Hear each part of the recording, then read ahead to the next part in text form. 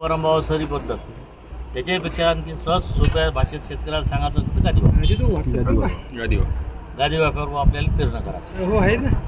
आणि हे जे फरो आहे फरो तुम्हाला जेवढे सरी लागल जेवढं अंतर लागल किंवा कमीत कमी 9 इंच जास्तीत जास्त 2 फूट 2 फूटाची तुम्ही सरी टाकू शकता, 9 इंचाची सरी टाकू शकता, 8 इंचाची सरी टाकू शकता.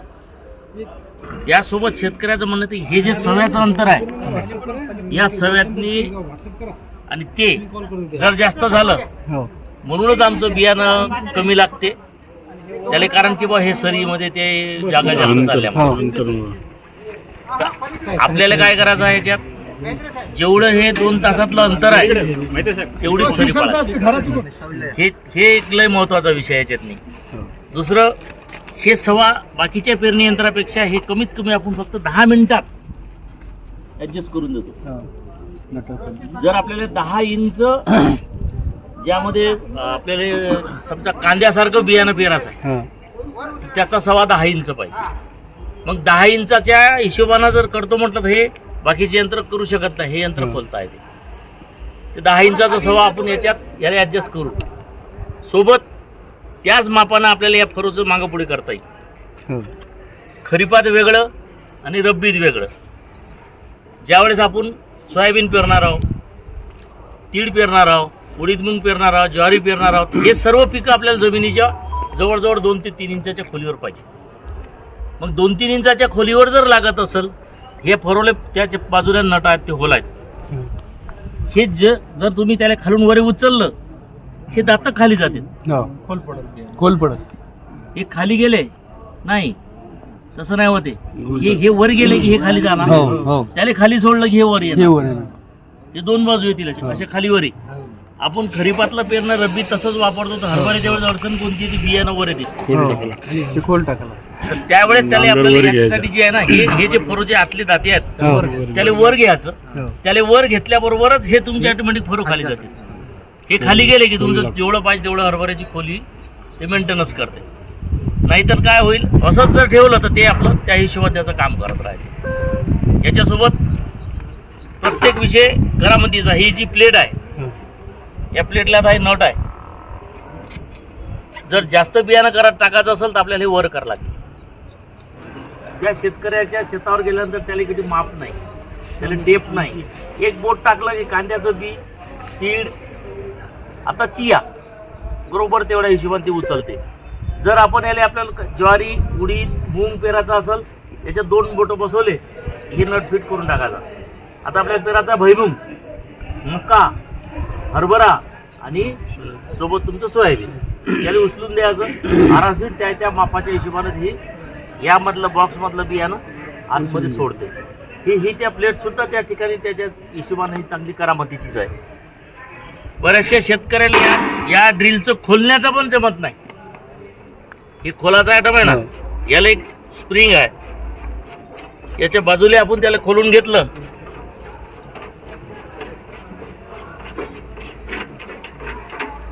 हा स्प्रिंग आहे आणि हा बोल्ट आहे. हे स्प्रिंगच्या याच्यात येत असा बोल्ट फसल्यावर याच्यात काही आपल्या जर बियाणं खराब असलं किंवा काळ्या असल्या किंवा एखाद्या बियाण्यातली आपण काही घरचं बियाणं वापरतो साफ करत नाही किंवा काही करत नाही तर त्याच्यात ती काळी असते. याच्यात काळ्या अटकल्या की हे बोल्ट फिरते. बोल्ट फिरला की हे पूर्ण तुमची चक्री सोडून देते. मग हे चक्री सोडून द्यायचं असलं तर मग हे तुमची फिरते. तासं सुरू आहे पण हे उभी राहीना. हे बियाणं यातल्या तसंच कायम राहते. हा बॉक्स रिकामा होते, हा होत नाही, मग या तासावर ते निघत नाही. त्याच्यासाठी त्या हिशोबानं या चक्रीला जे आपण काम करू राहिलो त्या कामाच्या हिशोबाने जशी पाहिजे तशी त्या हिशोबाने चक्री लागल्या जाते. आता काही शेतकऱ्याचं असं म्हणणं येते की आता याच्यावर आपण 15 एकराच्या वरे लागवड करू शकत नाही. सलग जर असलं तर 15 एकर होते, 15 एकराच्या वर होत नाही. आता 15 एकराच्या जर आपल्याला जास्त लागत असेल काहीच नाही, सोपं गणित आहे. हे वायसर आहे, हे खोलून घ्यायचं. जास्त झालं आपल्याला पेरणी करायची आहे म्हटल्यावर हे वायसर खोलल्यावर हे नट जसाच तसा त्याला त्या जागेवर लावून द्यायचा किंवा हे वायसर मार्केटमध्ये भेटून जाते. या प्लेटवर टाकलं उलटं हा बोल्ट आपण आतापर्यंत असा लावला, याला आता असा लावायचा. उलटा याचं स्प्रिंग काढून घ्यायचं, याला उलटा. आता तुम्ही कितीही जोराने ट्रॅक्टर आणा, ते बियाणं त्यातल्या त्यात पळत नाही, ते बियाणं याच्यात येऊनच खाली पडलं. हे झाल्या दोन बाजू आहे ट्रॅक्टरच्या. जर तुम्हाला ट्रॅक्टरचा स्पीड वाढू शकतो का? वाढू शकतो ना, आता वाढू शकतो. असं उलट केल्यावर स्प्रिंग काढायचा, त्याच्यावर वायसर टाकायचं की तुम्ही त्याला वेगानं जरी ट्रॅक्टर चालला आपलं जोराचं, तर आता ते 25-30 चक्कर करू शकतो.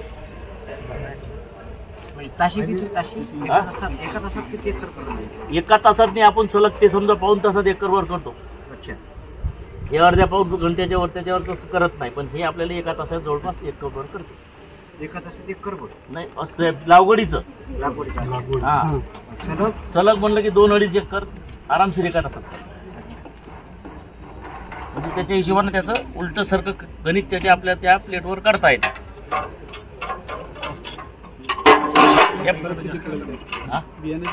बियाण्यात फरक नाही पडत.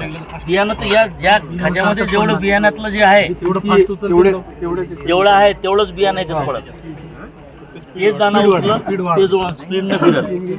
पण आपण जर त्याला स्प्रिंग लावून फिरवलं की 15 एकराच्या वर होत नाही आणि पद्धतशीर पेरणं होते. हे पेरणं मग आहे घाई गडबडीचं, हे कुठं पडलं कुठं नाही पडलं असं होऊन जातं त्याच्यात. पण प्रत्येक शेतकऱ्याचं म्हणणं येते की आम्हाला बाबा हे लवकर झालं पाहिजे, निसर्गाकडे वरे पाहून पेरणी करते. त्याच्यानं हा विषय आहे. याच्या बाजूला चाका आहेत. हे चाका आपल्या जमिनीत काम नाही याचं. हे जे चाक आहे ना, हे आपल्या जमिनीत या चाकाची काही गरज नाही, आवश्यकता नाही या चाकाची. कारण हे ज्यावेळेस आपल्या जे चोपनाटी जमीन आहे, खारपान जमीन आहे, त्या जमीनमध्ये पेरणी यंत्र टाकले की फसते, त्याचे बॅलन्स घेते चाक. हा हे याची आता त्याला या चाकाची आवश्यकता आपल्याला आपल्या भागात तरी त्याचं काही कधीच काम पडत नाही. पीक बदललं चक्री बदलणं आवश्यक आहे. तुम्हाला जेही पीक टाकायचं असेल, मूग असेल, उडीद असेल, ज्वारी असेल, मका असेल, तूर असेल, हरभरा असेल, भुईमुग असेल, सोयाबीन असेल, जे जे पिकं तुम्हाला टाकायचे असेल ते त्या हिशोबाने बदल करता येईल. जर तुम्ही हे चक्री बदलली नाही त्याच्यावर जर टाकलं तर तुमचं बियाणाचं भेटतच होतं. याच्यासोबत हे जे नळे आहेत, आपण खत आधी का म्हणजे पहिले का नंतर बियाचं जे आहे ना, याच्यात ऑटोमॅटिक टेक्नॉलॉजी तशीच आहे की ती पेरणं सुरू झाल्याबरोबर पहिले खत पडते, नंतर बी पडते. किंवा नळी मागे करा पुढे करा हे असं टाका असतं सुस्तरीचा कार्यक्रम याच्यात काहीच नाही. याच्यात ऑटोमॅटिक पेरणं चेन फिरल्याबरोबर पहिले खताची मात्रा सुरू होते, नंतर तुमचं बी त्या ठिकाणी टाकणं चालू होते. त्याच्यासोबत याच्यात जे खताचं आहे हे समोरच्या बाजूला तुम्हाला किती लागते, एका एकरात 80 किलो सोडते ते. पण आता तुम्हाला कमी लागत असेल तर ते पट्टी सोडून द्यायची खाली. एकरी एक बॅग म्हणलं एक बोट जाऊ द्यायचं गॅप मध्ये असं इकडून पट्टी खाली पट्ट्या आहेत त्याला असं सेटिंग.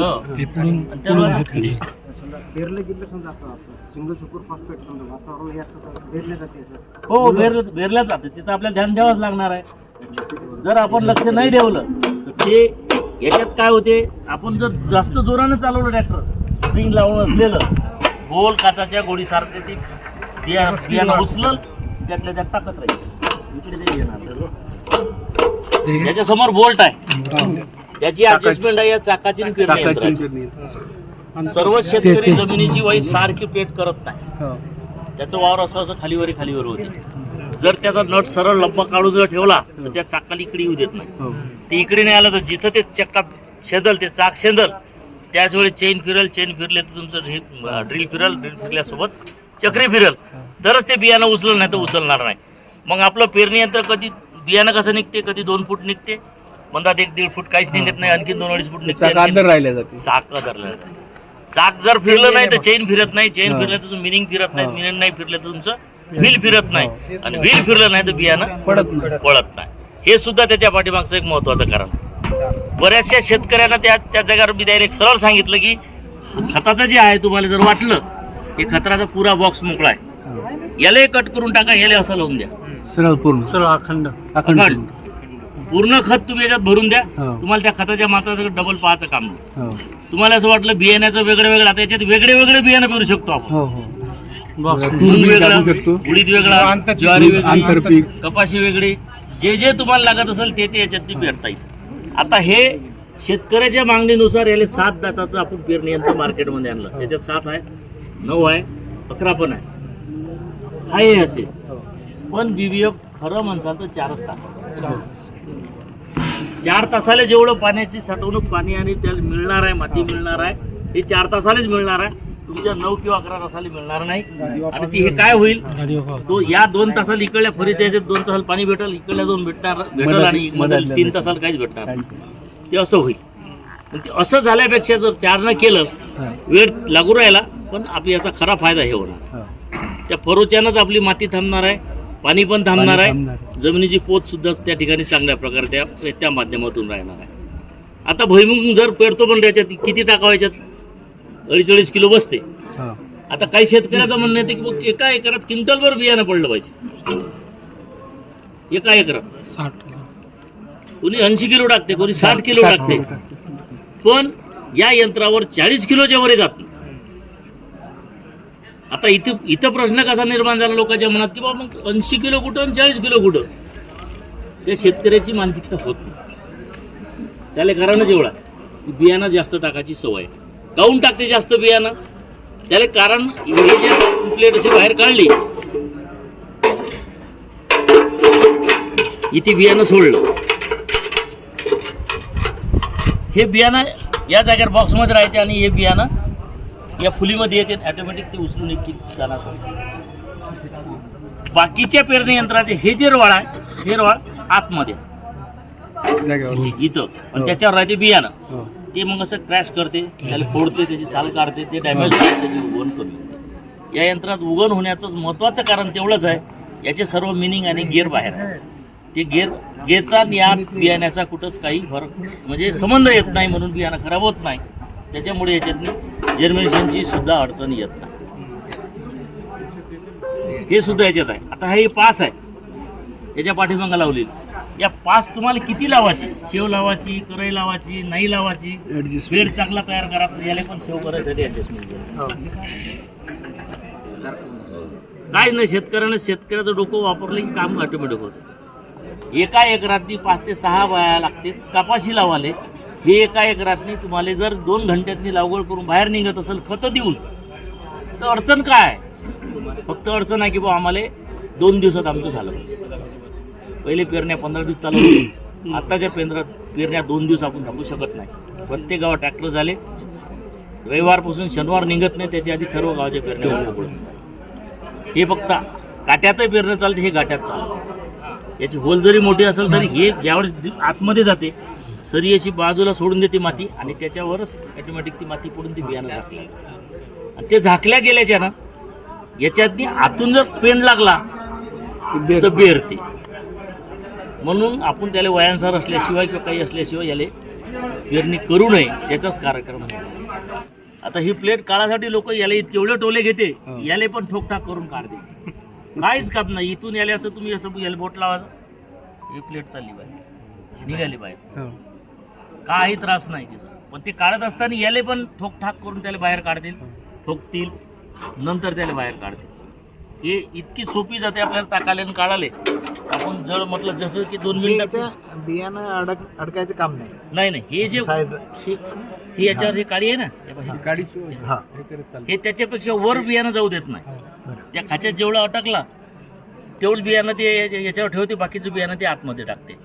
आता हे जर आपली काडी खराब झाली, पेनाची कांडी आहे, पेनाची कांडी घासून द्यायची, कट मारला की पेनाच्या कांडीनं काम होतं. हे नाही आहे म्हणून आपलं यंत्र बंद आहे, काहीच गरज नाही. आपण जर मग सर्रास ते स्प्रिंग काढूनच हे ठेवलं तर काय अडचण? काहीच अडचण नाही. म्हणजे स्पीड पाहिजे तसं त्याला घेता पण येणार. याला ते आपण याच्यात काय होते, याच्या पाठीमागे जर बियाणं गेलं तर ही प्लेट तिरपट होते. एवढी तिरपट झाली की हे बियाणं उचलत नाही. जेवढी टच होते तेवढी बियाणं उचलते, बाकी उचलत नाही. त्याच्या ज्यांना याले बगर स्प्रिंगचं जरी आपण चालवलं, शेतकऱ्याला ते जमून नाही राहिलं अजून.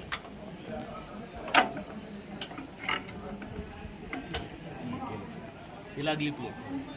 आता ही प्लेट काढासाठी लोक याला इतके एवढे टोले घेते, याले पण ठोकठाक करून काढतात. काहीच काम नाही. इथून याले असं हे जर सारखं असं तिरपट लावलं की तुमचं प्रत्येक एका खात्यातून एक एक एक एक सोडून जर एक एक तसं 16 तसं तर आपल्याला लावावं लागतं. त्याच्या समोर एक हे आहे